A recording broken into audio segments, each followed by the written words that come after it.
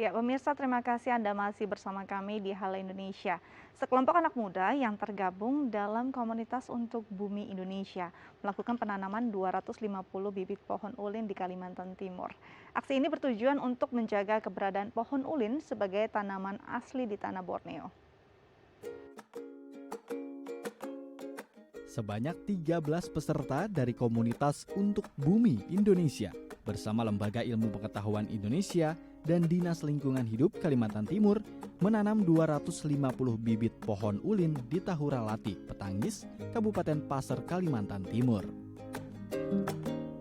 Aksi ini merupakan salah satu rangkaian program Earth Devotion Borneo yang digagas oleh komunitas untuk Bumi Indonesia. Penanaman pohon ulin dilakukan karena pohon asli tanah Borneo ini mulai jarang ditemukan. Hal itu disebabkan oleh menipisnya lahan di tanah Borneo. Selain itu, pohon ulin atau yang kerap dijuluki pohon kayu besi memiliki nilai ekonomi yang tinggi sehingga pohon ini kerap dijarah oleh pembalak liar. Komunitas untuk Bumi Indonesia merupakan organisasi anak muda pencinta lingkungan yang ingin membawa efek berkelanjutan dalam aksi-aksinya.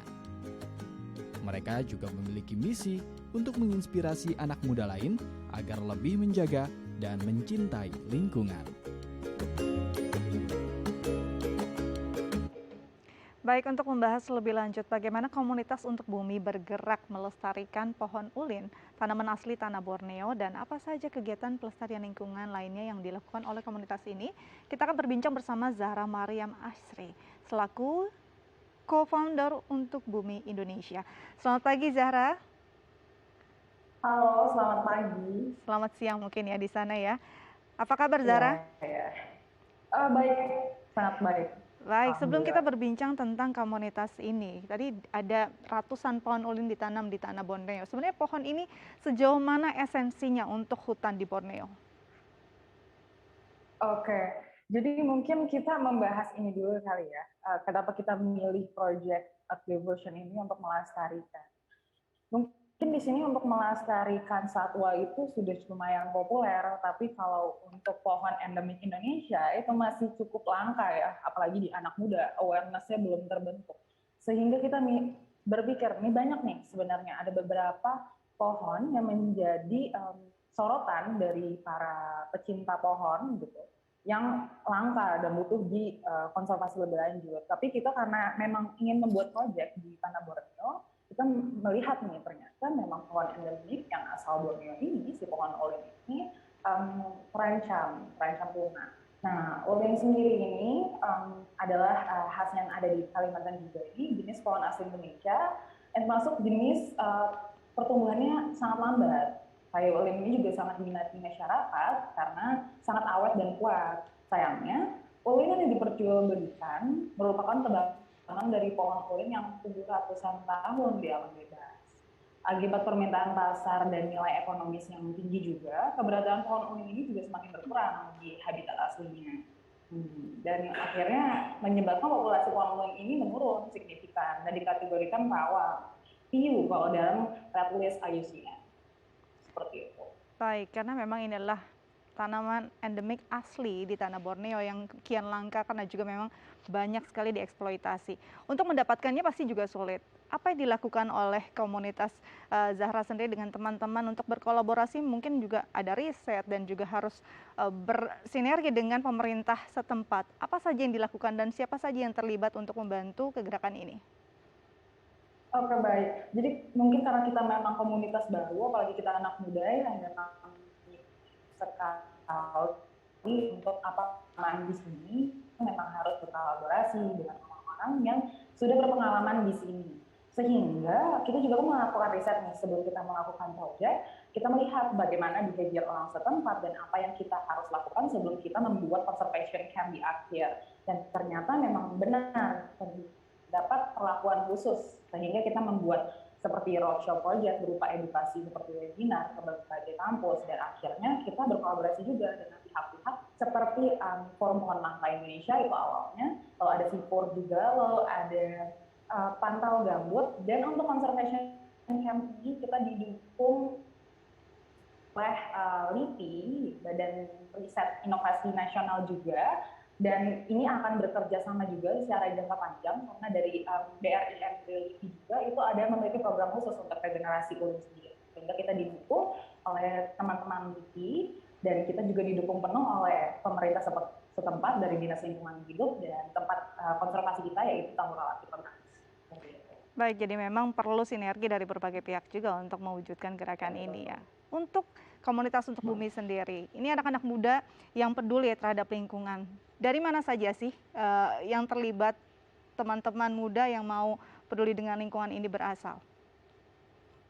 Oke, jadi mungkin untuk Bumi ini kan kita lahirnya waktu pandemi pada 2020, sehingga kita mikir, oh berarti semuanya virtual office. Dan akhirnya kita membuka kesempatan untuk seluruh anak muda di Indonesia yang memiliki visi dan misi yang sama untuk lingkungan dan membantu sosial juga di Indonesia.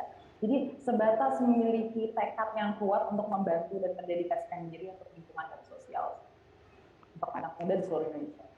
Oke, jadi memang terbuka untuk siapapun dengan komitmen yang sama untuk lingkungan, begitu ya?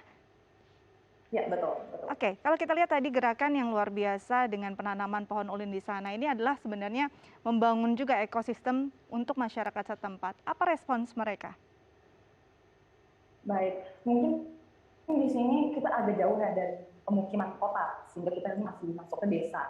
Di desa ini itu dihampit juga, itu Tanggulawati. Itu memang tempat khusus untuk konservasi, dihampit oleh 3 desa. Dan mungkin kita kemarin sih lebih kesempatan untuk berbincang dengan desa yang lebih dekat, yaitu saya Pupuk, kita berbicara dengan kepala desanya, dan untuk kepala desanya itu sangat mengapresiasi kehadiran kita sih, karena kan untuk mendorong masyarakat setempat untuk beli ini memang dibutuhkan juga dorongan dari eksternal seperti itu.